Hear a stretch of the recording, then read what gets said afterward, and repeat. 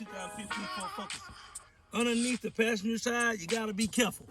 If you ever see this paneling laying down, there are some little tabs on it here. You gotta be careful because these tabs are easy to kick up with your feet. If you don't have this little felt underneath your fasten, one of these little guys right here can pop up on you, and then your dashboard won't light up. The car won't even start because you think you got a dead battery condition or fuses or whatever.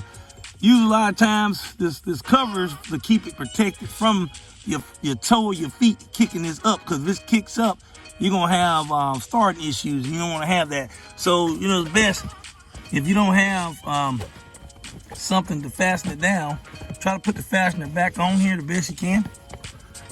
It's underneath the light on the passenger side of the car. So you just put the felt back into place, get that back in place like so. You could probably use maybe like some zip ties or something to zip tie that up. That's what I'm gonna do, is use some zip ties. But hey, thanks for the likes, subscribes, and the comments. And this is the W, and keep it rolling. You know what time it is.